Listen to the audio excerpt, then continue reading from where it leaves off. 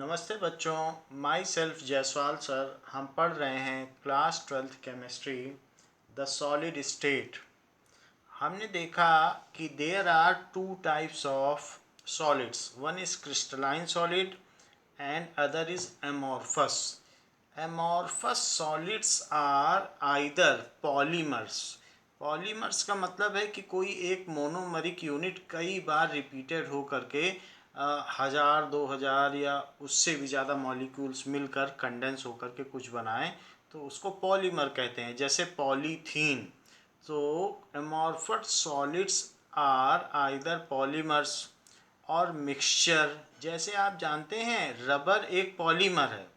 ये रबर एक natural polymer है और उसमें वल्कनाइजेशन करके सल्फर डालकर उसको हार्ड किया जाता है। एंड इसके अलावा जो ग्लास है वो सोडियम एल्यूमिनोसिलिकेट्स हैं। तो सोडियम और एल्यूमिनियम का एक तरीके का वो मिक्सचर होता है। अलग अलग अमाउंट में आप अलग अलग तरीके का कलर का ग्लास बना सकते हैं। जैसे ग्रीन ग्लास है वो निकल से बनाया जाता है। ऐसे जो पोटाशियम है उससे पर्पल ग्लास बनाया जा सकता है, सोडियम से येलो ग्लास बनाया जा सकता है। तो इस तरीके से हम जानते हैं बोरॉन डाल के बोरोसिल बनाया जाता है।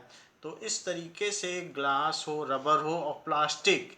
तो प्लास्टिक तो जैसे पॉलीयूरीथेन और सेलोफेन, ये सारे जो भी हैं पॉलीविनाइल क्लोराइड, ये सब डिफरेंट टाइप्स के प्लास्टिक्स हैं। या पॉलीस्टाइरीन जिससे बकेट बनती है, तो पॉलीप्रोपाइलीन जिससे थर्मोकोल बनता है।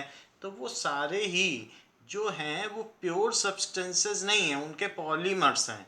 तो amorphous solids are either polymers और mixtures which are not having any kind of definite arrangements. So amorphous solids are either polymers और मिक्सचर्स। मिक्सचर में तो कोई डेफिनिट चीज़ होती नहीं है, वो non reacting substances are mixed together in any amount. तो वो कोई फिक्स्ड अमाउंट तो होता नहीं है इन एनी वेरीड कंपोजिशन। तो ये सारी चीज़ें हैं। सो ये मिक्सचर होते हैं। As they do not possess any definite order of arrangement, so there is no need to talk about their arrangements.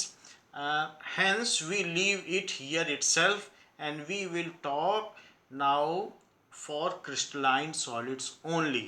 So they do not have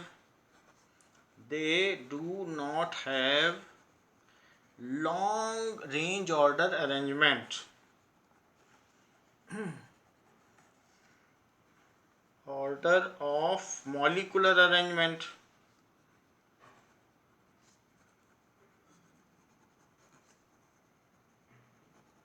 Also they are not true solids. Also they are not true solids, and they have varying physical and chemical properties. They have varying physical and chemical properties. So we will not extend our discussion about amorphous solid. We leave it here itself. On the other side, crystalline solids are true solids having definite kind of arrangement. On other side,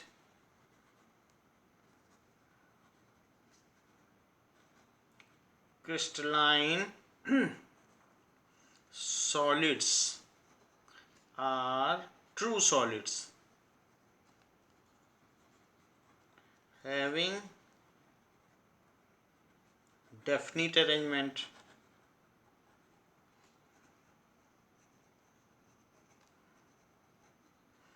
सो उनमें definite arrangement होता है, और इस वजह से विच determine the property eight macroscopic level. which is determiner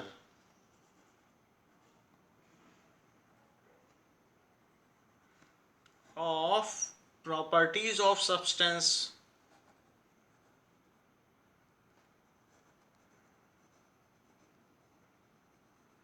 at macroscopic level.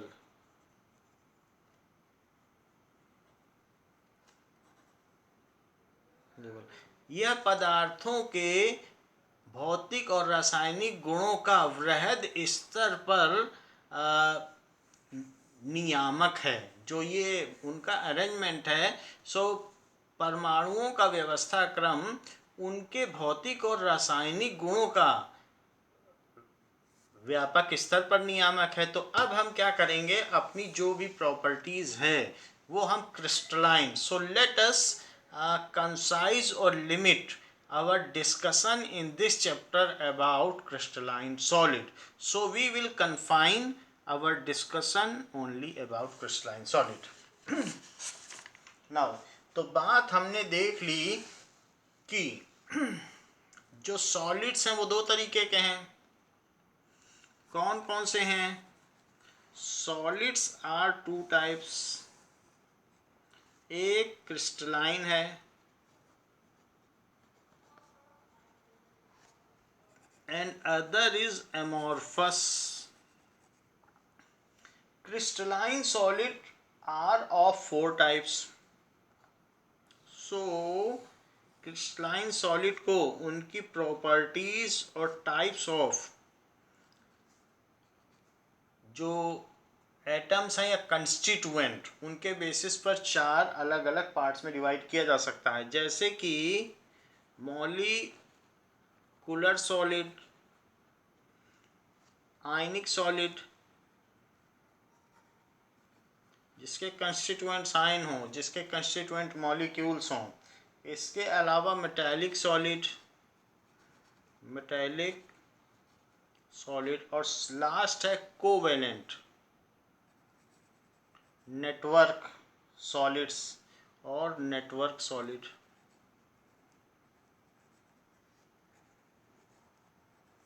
जहाँ वहीं पर मॉलिक्यूलर सॉलिड को हम फिर से सब डिवाइड कर सकते हैं। मॉलिक्यूलर सॉलिड्स कैन बी सब divided into different categories. One is non polar molecular solid, non polar molecular solid. Other is polar molecular solid, polar molecular solid, and third one is hydrogen bonded molecular solid, hydrogen bonded molecular solids। और इन सभी में definite arrangement होता है क्योंकि ये सब crystalline solids के अंतर्गत आते हैं।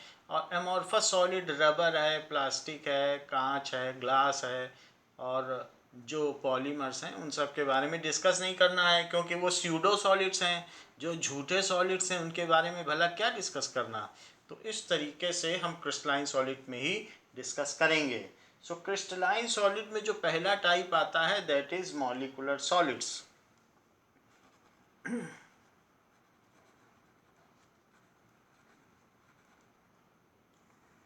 Molecular solids are such crystalline solids whose constituent particles are molecules. Molecular solids are such crystalline solids whose constituent particles are molecules। जिसके constituent particles molecules होते हैं। only molecules occupy lattice points। in this case molecules occupy lattice points molecules हैं। जो molecular solids हैं, अब different molecules के बीच में तो वॉन्डर वॉल फोर्स होगा। The force of attraction, the force of intermolecular attraction in this case is van der Waals force of attraction. The force of attraction in this case is van der Waals force of attraction.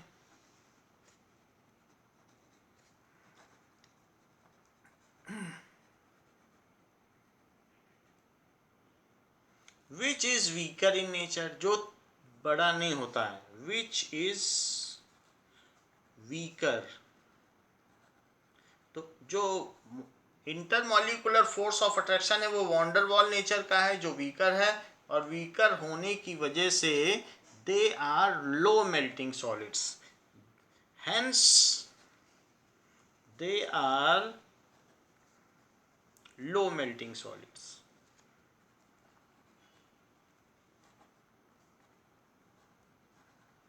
जैसे मान लीजिए कि अब CO2 है, तो CO2 के case में मान लीजिए कार्बन और ऑक्सीजन ऑक्सीजन के पास ज़्यादा इलेक्ट्रोनिगेटिविटी है, तो इसमें निगेटिव पार्शियल निगेटिव चार्ज है और इस पे पॉजिटिव चार्ज है, क्योंकि इलेक्ट्रॉन का इधर शिफ्ट हुआ है। तो ये माना जा सकता है कि ऑक्सीजन में इलेक्ट्रॉन डेंसिटी हायर है, और यहाँ भी माना जा सकता है कि इसके पास इलेक्ट्रॉन डेंसिटी हायर है। तो इलेक्ट्रॉन यहाँ ज़्यादा देर रहता है और कार्बन के पास नहीं रहता। तो इसमें आप ये देख सकते हैं कि इनका जो निगेटिव और निगेटिव का सेंटर भी यहीं है, और वहीं पॉजिटिव का सेंटर है, तो वो कोइंसाइड कर रहा है, तो नॉन पोलर हो गया। यानी ये भी कहा जा सकता है कि इधर का जो डाइपोल मोमेंट है और इधर का जो डाइपोल मोमेंट है उसने एक दूसरे को एग्जैक्टली कैंसिल कर दिया है, और इस वजह से इसका जो डाइपोल मोमेंट है वो ज़ीरो है। तो ये भी कहा जा सकता है कि ज़ीरो डिबे इसका डाइपोल मोमेंट है। तो इस तरीके के मॉलिक्यूल्स, और इसी वजह से CO2 गैसियस है, लेकिन फिर भी अगर हम इसको सुपर कूल करते चले जाएं और फिर जैसे हम कंप्रेस एंड कूल करें और जेट एक्सपेंशन करें, तो हम जानते हैं क्लास 9th में पढ़ा हुआ है कि ड्राई आइस में कन्वर्ट हो जाता है। तो ऐसे में ये पास आ जाते हैं इसके पार्टिकल और एक सॉलिड बना लेते हैं। लेकिन फिर भी ये अगर देखेंगे तो ये सॉलिड -29 डिग्री सेल्सियस पर ही लिक्विफाई भी हो जाता है। तो इस तरीके से -29 डिग्री सेल्सियस पर ही लिक्विफाई हो जाएगा। तो इनके बीच कितना फोर्स है, जो वाटर तो ज़ीरो पे होता है, ये तो -29 पे ही लिक्विफाई हो जाता है। जो हम लोग कोन खाते हैं आइसक्रीम के, तो उसमें क्या होता है, जो चारों तरफ आइस जैसा दिखता है वो ड्राई आइस है, वो वास्तव में वाटर आइस नहीं है। क्योंकि वाटर आइस होता तो उसका जो बिस्किट का क्रिस्पीनेस है वो ख़त्म हो जाता और वो वेट हो जाता है, लेकिन ड्राई आइस वाटर होता नहीं, ये तो सबलाइम होता है, तो ये उड़ जाता है और बिस्किट का क्रिस्पीनेस भी बना रहता है। तो जितने भी आइसक्रीम पार्लर वाले हैं वो अपने रेफ्रिजरेटर में, उनके रेफ्रिजरेटर में ड्राई आइस ही होती है, तो वो भरवा के ले आते हैं, 50 रुपये में भर जाता है और उसी से पूरा दिन चलाते रहते हैं। तो ये चीज़ होती है, और उससे उनके उसमें रस्ट भी नहीं लगता। ड्राई आइस तो सिंपली उड़ जाती है, उसके वीडियो हम आपको दिखा देंगे। तो आपने देखा कि इनका जो मेल्टिंग पॉइंट है वो बहुत लो है, क्योंकि वास्तव में ज़्यादातर तो ये गैसियस नेचर के होते हैं। जो गैसियस नेचर के नहीं हैं, जैसे आयोडीन है, तो अगर आयोडीन कंस्टिट्यूएंट पार्टिकल होगा लेटिस पॉइंट पे होगा। आयोडीन तो ऐसे ही वेपराइज होता रहता है, सबलाइम होता रहता है। तो इसके एग्जाम्पल सब इसी तरीके के हैं, जो मॉलिक्यूल्स हैं वही कंस्टिट्यूएंट पार्टिकल्स हैं और वही लेटिस पॉइंट पर रहते हैं। तो ये मॉलिकुलर सॉलिड्स फिर फर्दर सब डिवाइडेड किए जा सकते हैं 3 टाइप्स में। कौन से हैं वो 3 टाइप्स? तो इसका पहला टाइप है, सबसे पहले मॉलिकुलर सॉलिड, ये पहला नंबर है, जो कि एक क्रिस्टलाइन सॉलिड है, और इसका फिर सब डिवीजन है नॉन पोलर मॉलिक्यूलर सॉलिड्स।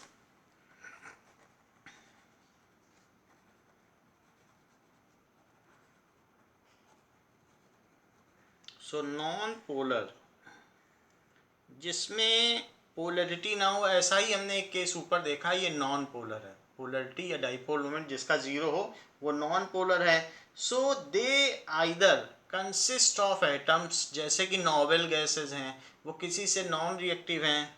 अगर उसको सॉलिडिफाई कर दो, कई ऐसे जैसे हम बहुत दूर के जो डिस्टेंट प्लैनेट्स हैं, प्लूटो, इन सब में जो आर्गन गैस है ये सब है वो सॉलिड फॉर्म में है। तो वहाँ पर सॉलिड फॉर्म में है क्योंकि वहाँ निगेटिव में न जाने कितना टेम्परेचर है, -269 केल्विन। तो ऐसे केस में हीलियम और ये सब वहाँ फ्रीज हो जाती हैं। सो दे कंप्राइज ऑफ, जो नॉन पोलर सॉलिड्स हैं, they comprise of either noble atoms, जो नोबल गैस एटम्स हैं, तो एटम्स जैसे हीलियम, आर्गन हो सकता है, और non polar molecules, non polar molecules उन सब से बने हुए हो सकते हैं, जैसे कि H2। अब H2 के केस में तो नॉन पोलर है क्योंकि दोनों एटम की इलेक्ट्रोनिगेटिविटी एक जैसी है और shared pair of electron is exactly lying in between the bond. तो उनके जो इंटर न्यूक्लियर एक्सिस में ठीक बीच में इलेक्ट्रॉन पेयर रहेगा, शेयर्ड पेयर ऑफ इलेक्ट्रॉन, और ये नॉन पोलर होगा। Cl2 को अगर सॉलिडिफाई कर दिया जाए तो हर एक एलिमेंट को आप सॉलिड में भी बदल सकते हैं क्योंकि मैटर की 3 स्टेट्स हैं और सभी में सब कुछ है। जैसे वही हाइड्रोजन गैस जुपिटर में, वहाँ उसकी नदी बहती है, वो लिक्विड है। वही हाइड्रोजन गैस यहाँ पर अर्थ में वेपर है, और वही हाइड्रोजन गैस प्लूटो में उस पर आप चल फिर सकते हो। तो वही चीज़ है, लेकिन अलग अलग टेम्परेचर पर उसका अलग अलग नेचर होगा। So every element exist in all the 3 states of matter. 3 क्या, उसके आगे भी जो स्टेट है, बोस, आइंस्टीन, कंडेंसेट, और वही हाइड्रोजन जो सन है वो प्लाज्मा स्टेट में भी है, उसके सारे इलेक्ट्रॉन निकल चुके हैं। खैर जो भी हो, मैं तो इस बात पर कह रहा हूँ कि हाइड्रोजन सॉलिड हो सकता है।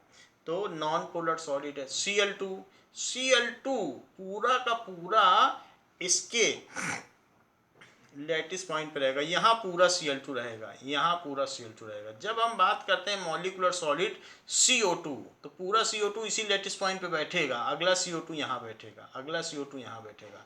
So each lattice point is occupied by A molecule. Otherwise atom भी हो सकता है, जैसे आर्गन और helium.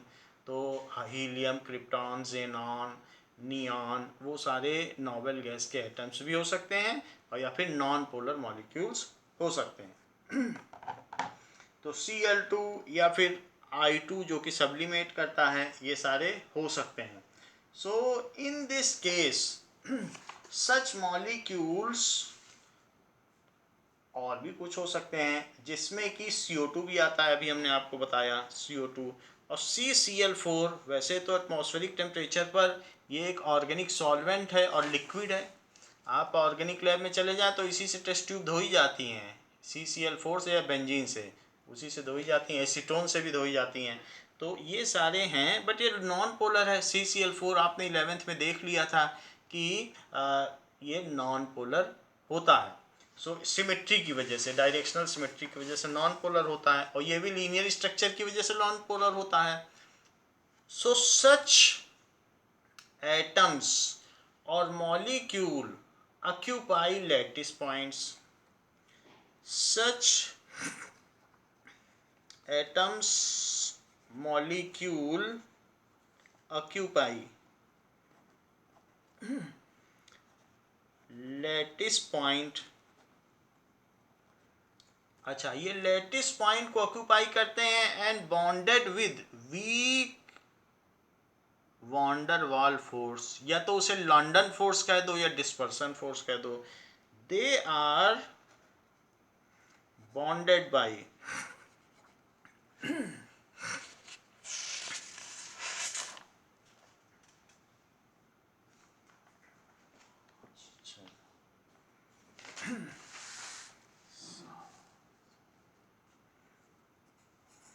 bonded by weak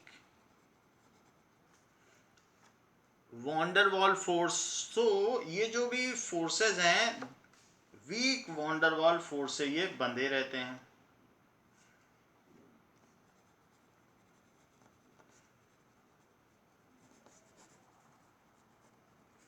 that is dispersion force और लॉन्डन फोर्स, इनसे बंधे रहते हैं। जैसे कि हमने आपको बताया कि अगर दो हीलियम हैं तो हीलियम के एक ये हीलियम का न्यूक्लियस है और दूसरा भी हीलियम का न्यूक्लियस है। तो अब हीलियम को कैसे सॉलिडिफाई करोगे? तो हीलियम में जो इलेक्ट्रॉन है वो कभी इलेक्ट्रॉन यहाँ पर रहेगा, तो अगर इलेक्ट्रॉन की डेंसिटी कभी कभी यहाँ रहेगी और कभी उधर चली जाएगी। अब देखा जाए तो श्रोडिंगर मॉडल के हिसाब से उसकी कोई फिक्स्ड लोकेशन तो है नहीं, तो जब यहाँ इलेक्ट्रॉन रहेगा तो इसका इलेक्ट्रॉन यहाँ कहीं रहेगा, उसकी प्रोबेबिलिटी डेंसिटी निकाली जा सकती है। तो इस तरीके से यहाँ पर निगेटिव चार्ज है और इस पर उसकी वजह से इसमें जब इलेक्ट्रॉन यहाँ आया तो उसके प्रॉक्सिमिटी में जो हीलियम था उसके इलेक्ट्रॉन वहाँ चले गए, रिपल्सन होता है ना, तो उसकी वजह से ये इसमें इलेक्ट्रॉन इधर चला गया, डिस्पर्सन हो गया। तो इसीलिए तो इसका नाम कहा गया ना डिस्पर्सन फोर्स, दूर चला गया। अब यहाँ पर ये प्रोटॉन है तो इस पर पॉजिटिव चार्ज है और इस पर भी प्रोटॉन सेंटर में पॉजिटिव चार्ज है। तो इस तरीके से जो इसमें ये शिफ्ट हुआ है उसकी वजह से ये शिफ्ट हुआ है, तो इनके और इनके बीच में एक अट्रैक्शन है। तो इस अट्रैक्शन की वजह से यही जो है लॉन्डन फोर्स है।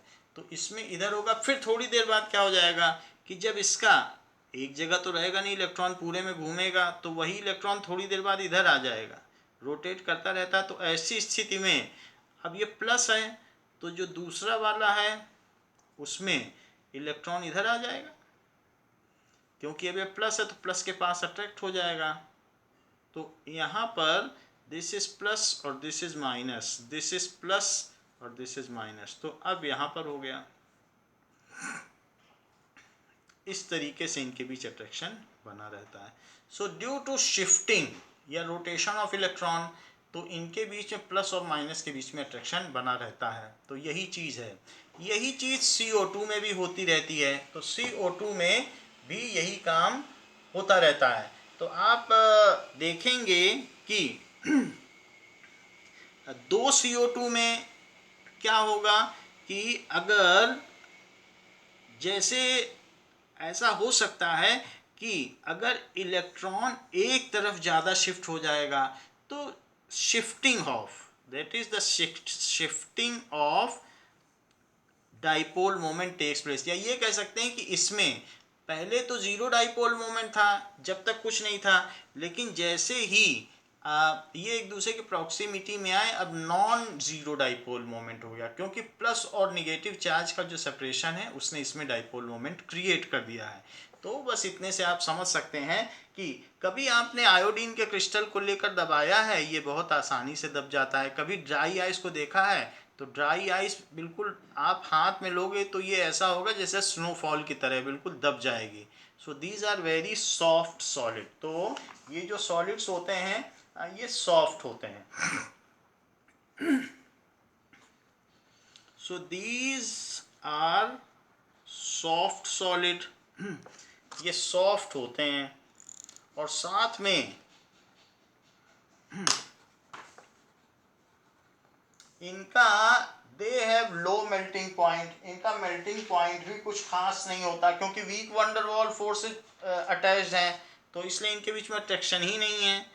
दे have low melting point, soft हैं, लो मेल्टिंग पॉइंट है, ये सारी इनमें प्रॉपर्टी है। As they do not possess free electron so they are insulator in solid state. They do not possess free electron so they are electric insulator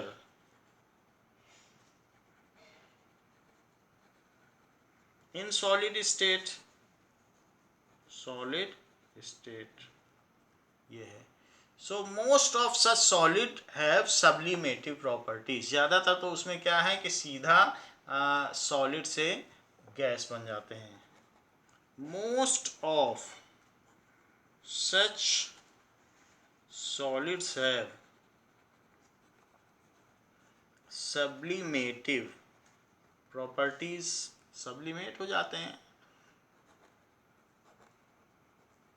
इसका example दिया जा सकता है CO2, I2, आयोडीन है और ड्राई आइस, वो सभी sublimate हो जाते हैं। इनके हम वीडियो आपको दिखा देंगे। तो ये इनके मेल्टिंग पॉइंट हैं। इनके जो मेल्टिंग पॉइंट्स हैं they have very low melting point. Very low का मतलब वेरी लो, जैसे -29 CO2 में हमने बताया -29 डिग्री सेल्सियस, तो उसी तरीके से होता है। दूसरी बात आपको बताई गई कि पोलर मॉलिक्यूलर सॉलिड, तो इसका दूसरा प्रकार क्या है? पोलर मॉलिक्यूलर सॉलिड के ही तीन अलग अलग टाइप हैं। पोलर मॉलिक्यूलर सॉलिड्स ऐसे सॉलिड सोचो जिसके मॉलिक्यूल्स पोलर हों। सो इसका एग्जाम्पल क्या है? HCl, SO2 सो हैव, ये मॉलिक्यूल हैं, ये सभी HCl एक मॉलिक्यूल है, आयनिक नहीं है। आयनिक क्यों नहीं है?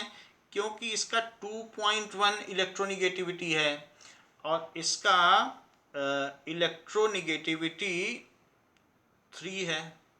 तो अब हम ये देखें पॉलिंग स्केल पर इनकी जो इलेक्ट्रोनिगेटिविटी का डिफरेंस है, that difference is less than 2। जैसे NaCl को देखो, NaCl, तो NaCl में ये 3 है और ये 0.9 है, तो इनका डिफरेंस कितना हो गया? 2.1 है। जब डिफरेंस 2 या 2 से ऊपर होता है तब आयनिक सॉलिड बनता है, और जब डिफरेंस 2 से कम हो गया है तो 2 से बहुत कम है, 0.9 है।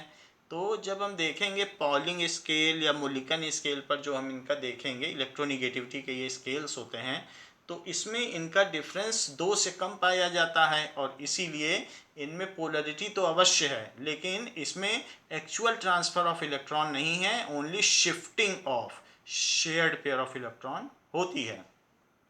सो HCl, SO2 have polar covalent bond and they exist as molecule। हवा में HCl उड़ सकता है। they have molecular form, molecular form, लेकिन हवा में NaCl नहीं उड़ सकता। अगर हवा में NaCl को उड़ना है तो सोडियम वेपर को अलग उड़ना पड़ेगा, Na को, और Cl2 को अलग। जब नमक को गर्म करोगे और वेपराइज करोगे तो NaCl कभी भी नहीं उड़ता।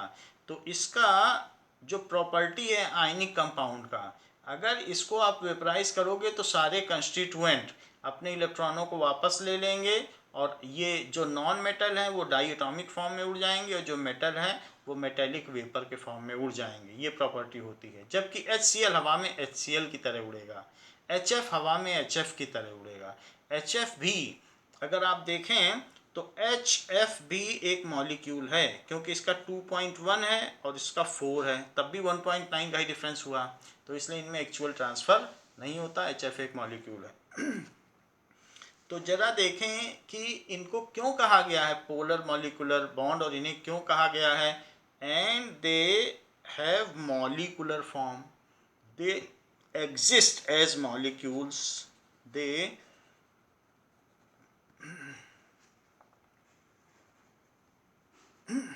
exist as molecule because they have permanent dipole moment। जैसे HCl में अगर देखा जाए तो जो शेयर्ड पेयर ऑफ इलेक्ट्रॉन है ये Cl की तरफ शिफ्ट है। ऐसा इस वजह से है क्योंकि इसकी इलेक्ट्रोनिगेटिविटी ज़्यादा है। तो इस तरीके से कहा जा सकता है कि जो शेयर्ड पेयर ऑफ इलेक्ट्रॉन है वो अपना ज़्यादा समय Cl के पास बिताता है और थोड़ा समय H के पास बिताता है। तो इस तरीके से इनमें एक डाइपोल मोमेंट है जो कि ज़ीरो नहीं। तो इसकी वजह से जो HCl है और जो दूसरा HCl है, तो उसमें एक तरीके का इलेक्ट्रोस्टैटिक अट्रैक्शन है।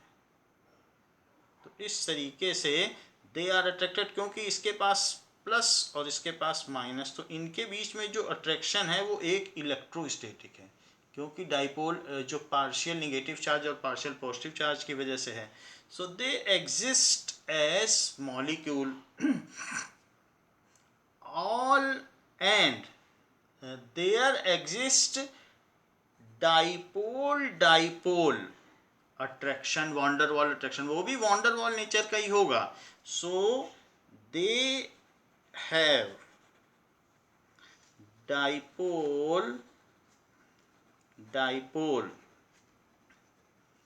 वॉन्डर वॉल, सभी वॉन्डर वॉल अट्रैक्शन है, जब तक कि पूरी तरीके से दे न दिया जाए तब तक आप कहेंगे नहीं कि ये एक तरीके का इलेक्ट्रोस्टैटिक अट्रैक्शन है। तो यहाँ पार्शियल शिफ्टिंग ऑफ चार्ज हो रही है, ना कि एक्चुअल ट्रांसफर ऑफ चार्ज हो रहा है। जब तक पार्शियल शिफ्टिंग हो आप डाइपोल ही बोलेंगे। सो डाइपोल वॉन्डर वॉल अट्रैक्शन, ये अट्रैक्शन ऊपर वाली अट्रैक्शन से ज़्यादा है, लंदन फोर्स से ज़्यादा है। तो वहाँ पता गया था कि लंदन फोर्स है वीकर है, यहाँ ज़्यादा है। तो इस तरीके से they have dipole attractions which are little stronger than non polar, जो भी नॉन पोलर हैं उनसे तो स्ट्रॉन्गर हुआ ही। सो जो भी है, such attractions are little stronger than non-polar solids. अब देखो, each lattice point is occupied by molecule. Each lattice point is occupied by molecule. तो मॉलिक्यूल से ही ऑक्यूपाइड होगा। ऐसे ही SO2 में देख लें आप, तो SO2 में S का 2.6 होता है इलेक्ट्रोनिगेटिविटी और इसका 3.5 होता है। तो जब इसकी इलेक्ट्रोनिगेटिविटी ज़्यादा है तो आप ये कह सकते हैं कि इलेक्ट्रॉन ज़्यादा समय SO के पास गुजारेगा और थोड़ा समय S के पास गुजारेगा, इस तरीके से। और जब इसके पास वो ज़्यादा रहेगा, because there is a shifting of partial shifting of shared pair of electron towards वो साइड, मोर इलेक्ट्रोनिगेटिव एटम की तरफ इलेक्ट्रॉन का शिफ्ट हो गया है और इस वजह से इस पर एक स्लाइटली निगेटिव चार्ज आ गया है और इस पर एक पार्शियल पॉजिटिव चार्ज आ गया है। निगेटिव और निगेटिव का सेंटर देखें तो यहाँ पड़ता है, निगेटिव निगेटिव के बीच में देख लो, और पॉजिटिव का सेंटर अगर देखा जाए तो पॉजिटिव का सेंटर यहाँ पड़ता है। तो ऊपर से नीचे की तरफ इसका डाइपोल मोमेंट हुआ। वैसे भी देखा जाए तो एक वेक्टर ऐसे है और दूसरा वेक्टर ऐसे है, तो आप देख लें कि पैरेललोग्राम लॉ बना लें, आपको पता चल जाएगा कि दो वेक्टर है तो तीसरा वेक्टर कहाँ होगा, ऊपर से नीचे। तो ये, सो दिस इज रिजल्टेंट हो गया विच इज नॉन जीरो। तो वैसे ही ये भी प्लस से माइनस की ओर होता है डाइपोल मोमेंट, तो बना लो प्लस से माइनस की तरफ, ये है रिजल्टेंट। तो इसमें भी SO2 में भी एक डाइपोल मोमेंट है। तो वही चीज़ चाहे ये हो, तो इन सब में डाइपोल मोमेंट होता है। So it is each lattice point is occupied by molecule. अच्छा, फिर भी इनमें कुछ प्रॉपर्टीज हैं जो ये भी सॉफ्ट ही होते हैं। They are soft, they are soft, non conductor of electricity because of absence of free electron, क्योंकि कोई भी इलेक्ट्रॉन इसमें फ्रीली तो घूम नहीं रहा है। So non conductor of electricity due to absence of free electron। तो फ्री इलेक्ट्रॉन इसमें फ्री इलेक्ट्रॉन नहीं है, तो इसलिए नॉन कंडक्टर हैं।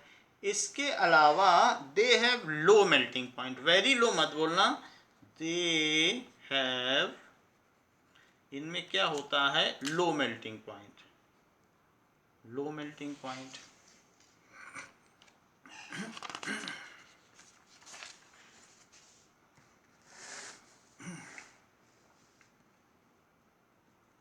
So they have low melting point, melting point इसका लो होता है, और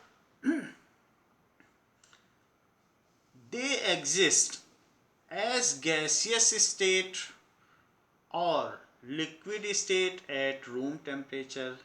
तो चूंकि लो मेल्टिंग पॉइंट है, so they exist as gaseous और लिक्विड स्टेट। जब रूम टेम्परेचर पर गैसियस और लिक्विड स्टेट में होंगे तो ये हमारे किसी ख़ास मतलब के नहीं है, क्योंकि हर चीज़ हमें रूम टेम्परेचर पर ही सारी प्रॉपर्टी चाहिए होती हैं। तो फिर ये किस मतलब के रहे जब ये रूम टेम्परेचर पर गैस या लिक्विड हैं। At room temperature, so room temperature पर ये द्रव अवस्था या गैसीय अवस्था में होते हैं। रूम टेम्परेचर, ये सारी चीज इसमें हो गई। तीसरा चीज है कि now hydrogen bonded molecular solid, इसी का सी पार्ट देखो, H bonded, hydrogen bonded molecular solid.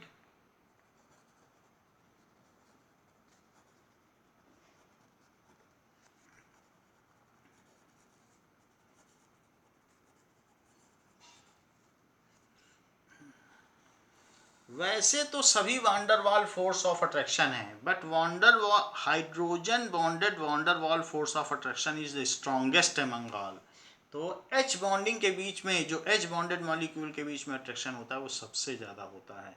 So when H atom of, when H atom of one molecule which is attached to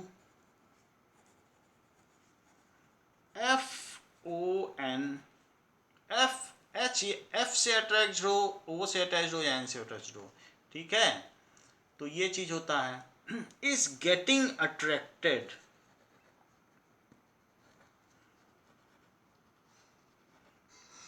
to FON of other molecule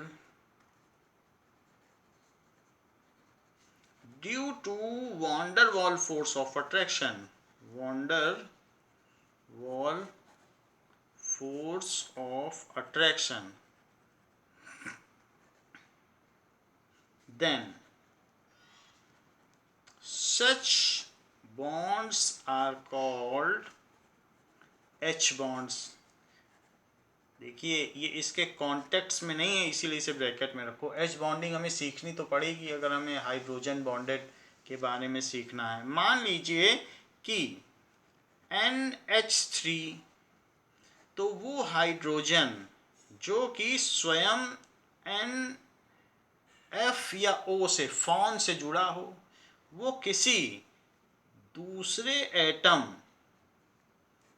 के FON से attract हो जाए। तो जैसे N है, तो N में क्या होता है, ये वेरी स्मॉलर मॉलिक्यूल है, तो इनमें क्या होता है, पोलैरिटी बहुत ज़्यादा डेवलप हो जाती है। तो इसमें जो निगेटिव हुआ और इसमें जो पॉजिटिव हुआ और इसमें निगेटिव, क्योंकि इसकी 3 की इलेक्ट्रोनिगेटिविटी है और इसकी भी ज़्यादा है, 3.5 की इलेक्ट्रोनिगेटिविटी, और H की 2.1 की है। तो ये जो भी हो रहा है इसकी वजह से इस पे एक निगेटिव चार्ज आ गया और इस पर एक पॉजिटिव चार्ज आ गया, क्योंकि इसमें एक शिफ्टिंग हो गई ना इलेक्ट्रॉन की, इधर की ओर हो गया। निगेटिव क्यों आया, क्योंकि जिसकी इलेक्ट्रोनिगेटिविटी ज़्यादा है हमेशा इलेक्ट्रॉन उधर ही शिफ्ट होगा। यहाँ पे क्यों आया, क्योंकि इसकी इलेक्ट्रोनिगेटिविटी ज़्यादा है, ये तो 2.1 का है। तो यही हमने दिखाया आपको कि मान लीजिए N है, H H, तो यहाँ से यहाँ शिफ्ट, यहाँ से यहाँ शिफ्ट, और यहाँ से यहाँ शिफ्ट। हमेशा इलेक्ट्रोनिगेटिव जो ज़्यादा है उसकी ओर शिफ्ट होगा। अगर O की बात की जाए तो यहाँ से यहाँ शिफ्ट और यहाँ से यहाँ शिफ्ट। तो फिर इसमें इस पर एक निगेटिव चार्ज है और इस पर पॉजिटिव चार्ज है, और इस पर एक पॉजिटिव चार्ज और इस पर निगेटिव चार्ज है। ऐसा सभी में है। तो इनके बीच में जो बॉन्ड हो गया वो H बॉन्ड है। ये जो ब्रिजिंग है इट इज़ H बॉन्ड। ये इतना ज़्यादा स्ट्रॉन्ग है कि इसको तोड़ने के लिए 10 किलो जूल से 20 किलो जूल तक एनर्जी चाहिए। बहुत ज़्यादा स्ट्रॉन्ग भी नहीं है, क्योंकि इस बॉन्ड को तोड़ने के लिए 426 किलो जूल चाहिए, और इसको सिर्फ 10 या 20 किलो जूल है। फिर भी तब भी काफ़ी स्ट्रॉन्ग है, क्योंकि वांडर वाल फोर्स जो व्हीकल हैं लंदन फोर्स को तोड़ने के लिए 0.2 किलो जूल चाहिए, डाइपोल मोमेंट वाले को तोड़ने के लिए 3 किलो जूल, और इसको 10। ये कितने ज़्यादा हैं, उससे तो बहुत स्ट्रांग हुए। तो इस तरीके से it is the van der Waals force of attraction between H atom self bonded to FON। यहाँ C होता तब H बॉन्ड ना होता। मान लो आप कहोगे CH4 के बीच में कर लें तो नहीं होता था, C के होने से नहीं होता। ये खुद भी FON से जुड़ा हो और किसी दूसरे वाले FON से, वो चाहे किसी से भी जुड़ा हो, लेकिन H का जरूरी है कि वो N से जुड़ा हो। O के लिए कोई बंदिश नहीं है, वो C से भी जुड़ा हो सकता है। तो इस तरीके से जब FON के साथ इस तरीके की बॉन्डिंग होती है तो उसको H बॉन्डिंग कहते हैं। ऐसा F में भी होता है, जैसे ये देख लीजिए HF, HF, HF, HF, HF और HF। F में 4 का इलेक्ट्रोनिगेटिविटी है, इसमें 2.1 का है, तो इस पे निगेटिव चार्ज सभी F पे, क्योंकि F इलेक्ट्रोनिगेटिव ज़्यादा है तो there is a partial transfer of electron takes place in that. ऐसे पार्शियल ट्रांसफ़र हो जाता है, आंशिक स्थानांतरण इलेक्ट्रॉन का हो जाता है, क्योंकि फ्लोरीन की विद्युत ऋणात्मकता हाइड्रोजन से अधिक है। तो इस केस में इसमें और इसमें एक बॉन्ड बन जाता है माइनस और प्लस में, ये H बॉन्ड है। और हवा में जब HF उड़ता है तो 6 मॉलिक्यूल एक दूसरे का हाथ पकड़ के उड़ते हैं। आप समझ सकते हो इससे कि कितना स्ट्रॉन्गर है। वही HF है। ऐसे आप देख सकते हैं कि H बॉन्डिंग ज़्यादा स्ट्रॉन्गर है। H2O लिक्विड है और जबकि उससे हायर वाला H2S गैस है। तो ये भी देखा जा सकता है कि H बॉन्डिंग कितनी स्ट्रॉन्गर है। So let us C hydrogen bonded molecular solid. तो हाइड्रोजन बॉन्डेड मॉलिक्यूलर सॉलिड में क्या होता है कि what ice is an example of hydrogen bonded water molecular solid. So ice कितना उसमें स्ट्रॉन्ग है आप देख लो, फोर्स ऑफ अट्रैक्शन बिल्कुल रिजिड होती है ice. Ice is example of H bonded जो H बॉन्डेड मॉलिक्यूलर सॉलिड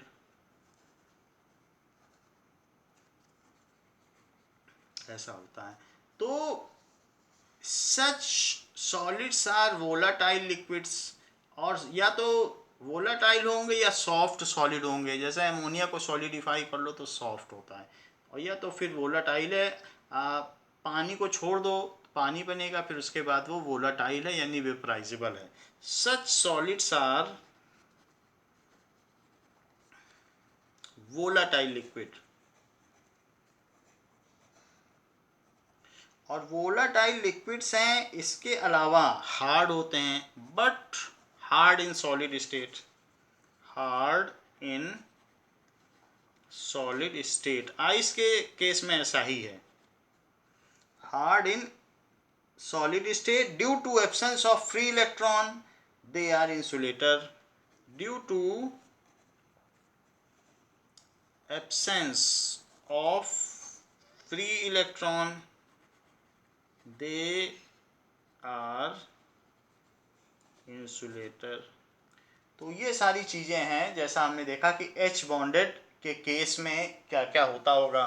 तो H बॉन्डेड जो सॉलिड्स हैं उसमें आप ये कह सकते हैं कि मान लीजिए H ये O से जुड़ा हुआ है ऐसे, तो ये दूसरा H है वो भी O से जुड़ा हुआ है फिर ये तीसरा H है जो कि O से जुड़ा हुआ है, और फिर बाकी H इसमें एक इधर निकाल दीजिए, इसमें भी एक H इधर ले लीजिए, और फिर दूसरा H है जो O से जुड़ा हुआ है। तो इनके बीच में इस तरीके का बॉन्डिंग होता है।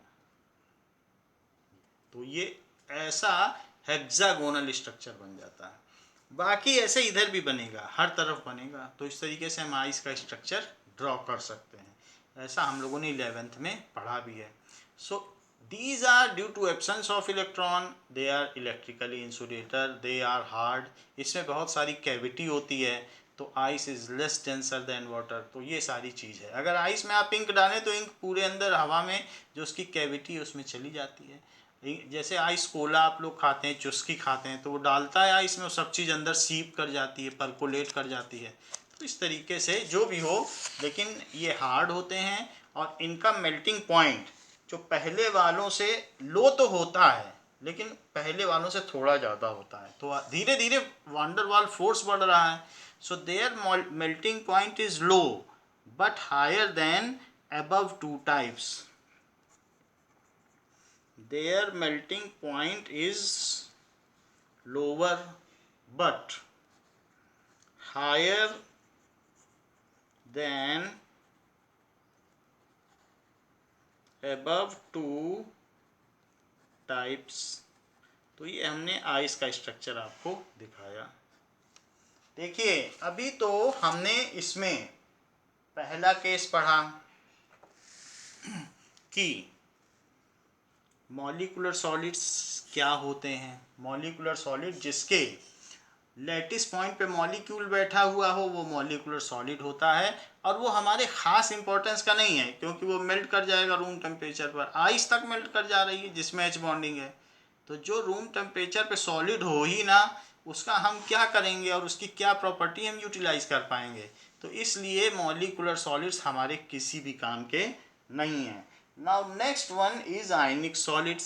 So second type of crystalline solid is ionic solids।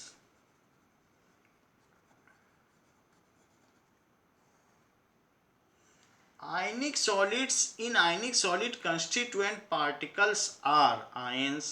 in ionic solids constituent particles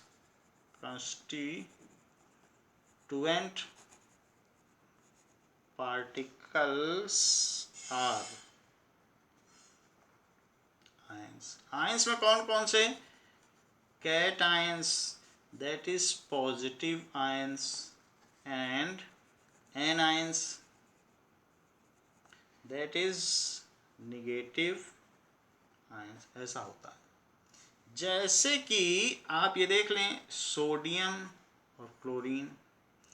तो आगे बढ़ने पर अगर आप उसी लाइन में देखें तो सोडियम से 11 से, ये 11 है ना, और ये है 17, आगे बढ़ने पर पीरियोडिक टेबल में धीरे धीरे साइज छोटा होता चला जाता है। तो वहीं जहाँ पर ये 146 पिकोमीटर इसका एटॉमिक साइज है, वहीं इसका 98 पिकोमीटर है। कितना छोटा है, यानी ये इतना बड़ा और ये इतना छोटा। एटम की बात कर रहा हूँ। लेकिन अगर ये इसको एक इलेक्ट्रॉन दे दे तो इसका साइज छोटा हो जाएगा क्योंकि इसकी एक शेल ख़त्म हो जाएगी। तो जब हम Na+ की बात करते हैं और Cl- और इसमें एक इलेक्ट्रॉन आ जाने से इलेक्ट्रोस्टैटिक रिपल्सन इतना बढ़ जाएगा कि इसका साइज 196 पिकोमीटर हो जाएगा, और इसका जो साइज है वो 96 पिकोमीटर हो जाएगा। यानी दो अलग अलग केस बताए, एक ये केस है और एक दूसरा केस कि जब ये अपना इलेक्ट्रॉन इसको ट्रांसफ़र कर दे। तो इलेक्ट्रॉन ट्रांसफ़र कर देने पर ये छोटा हो गया और ये बड़ा हो गया क्योंकि इस पर निगेटिव चार्ज आ गया। सो मोस्टली हम ये कह सकते हैं कि मोस्टली एनायंस, जो एनायंस होते हैं वो ऑक्यूपाई द लैटिस पॉइंट्स, और उसके बीच में जो खाली जगह बची हुई होती हैं वहाँ पर कैटायंस रहते हैं। तो mostly anions occupy lattice points. जरा देखें इस चीज़ को, जैसे कि ये इसमें देखिए कि बीच में एक खाली जगह बच रही है, ये खाली जगह, तो जो खाली जगह बच गई बीच में उसी में ये रहेगा, इसको कहते हैं वॉइड्स। तो खाली जगह पे कौन रहेगा? कैटायन, क्योंकि कैटायन छोटा होता है, और जितने लैटिस पॉइंट्स हैं उन लैटिस पॉइंट्स पे कौन रहेगा? एनायंस। ठीक है, तो एनायंस ऑक्यूपाई, ये बड़े होते हैं, occupy lattice point, and cation occupy price the voids, ये चीज़ है, या खाली स्पेस। सो इन आयनिक सॉलिड्स, आयनिक सॉलिड्स में आयन से बने हुए होते हैं। So mostly anions occupy lattice points and cations being smaller, छोटे होते हैं, are present in voids, जो बीच की खाली जगह है उसे void कहते हैं, नल स्पेस या एम्प्टी स्पेस। तो इस तरीके से इनके बीच में ये चीज़ है। कई बार क्या होता है कि मान लीजिए जैसे ये है और दूसरा ये रख दिया, तो अब इनके बीच में खाली जगह ज़्यादा बढ़ गई, ये देखो। So now there is more empty space, क्योंकि अब 4 हो गए, पहले सिर्फ इतना था तो तब थोड़ी सी जगह थी, लेकिन अब इन चारों के बीच में, तो चारों के बीच में तो बहुत बड़ी जगह बन गई। तो इस तरीके से जैसा आयन होगा वैसी जगह पर रहेगा। और कई बार तो क्या होता है कि बहुत छोटा अगर है कोई, मान लीजिए छोटा कैटायन है, तो वो इतनी बड़ी इंटरस्टिशियल, जो ये ट्राइगोनल शेप्ड है उसमें रहेगा। वो ट्राइगोनल दिख रही है, तो ट्राइगोनल वाइट्स होती हैं। बहुत छोटा कैटायन है, यहाँ भी रह सकता है। उससे बड़ा है तो यहाँ रह सकता है टेट्रागोनल में, और उससे बड़ा है तो ये देख लो ऐसे। This is octahedral. ऑक्टाहीड्रल का क्या मतलब होता है कि यानी अगर हम इसको इसके ऊपर रख दें तो ये देखिए कि एक ऊपर, और इस तरीके से ऑक्टाहीड्रल बन गया। ऑक्टाहीड्रल जिसमें 8 सरफेस हों तो उसको कहते हैं ऑक्टाहीड्रल। तो यहाँ पर इस तरीके से एक स्ट्रक्चर सा बन गया है कि ऊपर एक और नीचे एक और बीच में 4। तो ये चीज़ें, इनके बीच का जो स्पेस है वो काफ़ी लार्ज है, वो हम आगे देख लेंगे। लेकिन आप इतना समझ लें कि बीच का स्पेस लार्ज होगा, जैसे जैसे बड़ा होगा, सबसे छोटा इसमें, उससे बड़ा इसमें, और उससे बड़ा होगा तो इसके बीच में जो बीच की वॉइड है। तो जैसा भी हो, बस इतना आप समझ लें कि अगर जो कैटायन है उसे वॉइड में ही रहना है, लैटिस पॉइंट पे उसका हक नहीं बनता। तो ये बात हमने देख ली, बाकी इसके बारे में समझाएंगे आप। अब जरा देखें कि अब इसमें जो इनके बीच की बॉन्डिंग होती है वो कैसी होती है। Cations and anions are arranged in 3-dimensional space, ये तो बात ठीक है। So they have ordered arrangement. So और इसके अलावा these ions are held together by strong coulombic force of attraction. These ions are held together with strong coulombic force of attraction.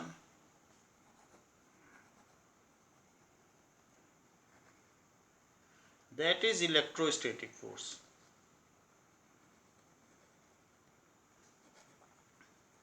So इसकी वजह से क्या होता है, hence they have high melting and boiling point. hence they have high melting point and boiling point. They are hard and brittle. इसके अलावा hard तो होते हैं, NaCl को NaCl देख लीजिए, कॉमन सॉल्ट, या और कोई ऐसा क्रिस्टल देख लीजिए कॉपर सल्फेट का या जो भी आपके में हो जो आयनिक हो, तो कितने हार्ड होते हैं। तो they are hard and brittle. Brittle का मतलब भंगुर होते हैं, अगर हैमर करोगे बैंग करोगे then they break into pieces. Brittle टूट जाते हैं, जैसे ग्लास ब्रिटिल होता है उसी तरीके से ये ब्रिटिल होते हैं। And they are electric insulator in solid state, क्योंकि सॉलिड स्टेट में Na+ और Cl- अपने अपने लैटिस पॉइंट्स पे हैं, वो अपनी जगह छोड़ नहीं सकते। So they are electric insulator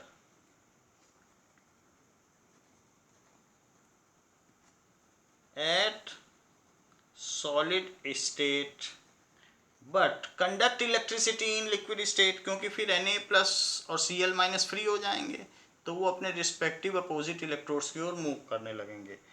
but conduct electricity at liquid state. अब आप देख लें कितना हाई है, हमने आपको बता दिया कि melting point of NaCl is 1470 kelvin. तो बड़ी बात है कि नहीं, कितना ज़्यादा हाई हो गया। और कहाँ CO2 का -29 डिग्री सेल्सियस था। तो ये सारी चीज़ें होती हैं। Mostly ionic solids are soluble in water. So mostly ionic solids are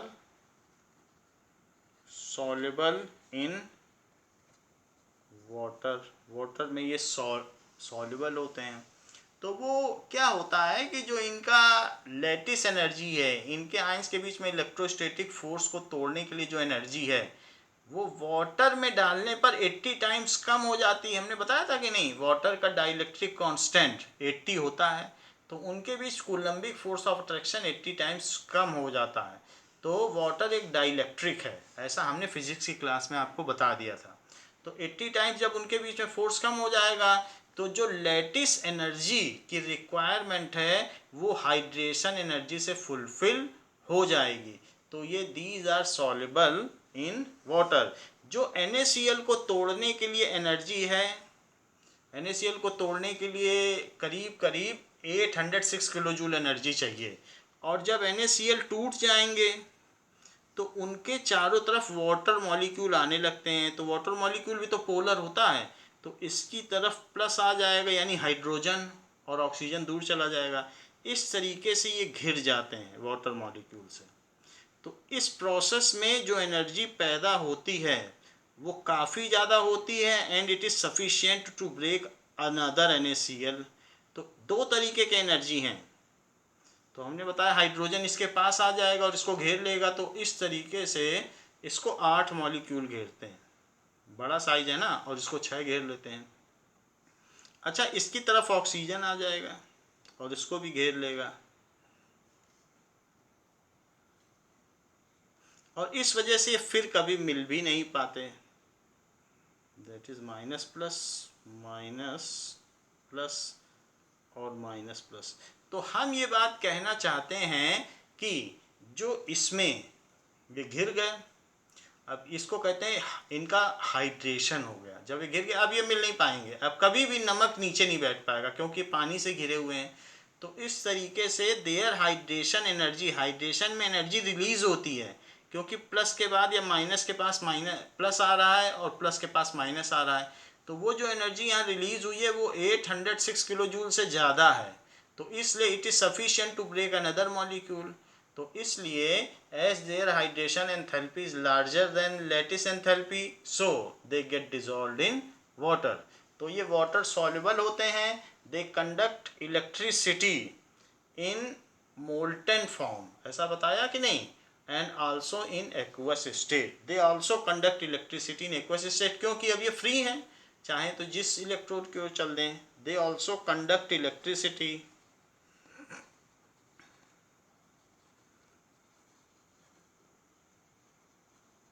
in aqueous state. Aqueous state में भी ये इलेक्ट्रिसिटी कंडक्ट करते हैं। इसके कुछ एग्जांपल्स देखें, जैसे हमने कहा NaCl, तो NaCl के अलावा और कौन कौन से एग्जांपल्स हो सकते हैं?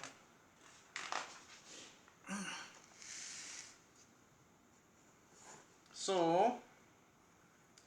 NaCl या फिर MgO मैग्नीशियम ऑक्साइड, ZnS, इन सब के स्ट्रक्चर के बारे में हम देखेंगे भी, ये बहुत इंपॉर्टेंट बताए जा रहे हैं। तो ZnS, CaF2 सभी के बारे में हम देखेंगे। So these are the structures, इनके क्या क्या स्ट्रक्चर्स होते हैं, all are of prime importance. तो ये हमने आपको अभी तक क्रिस्टलाइन सॉलिड में दो चीज़ें बताई हैं।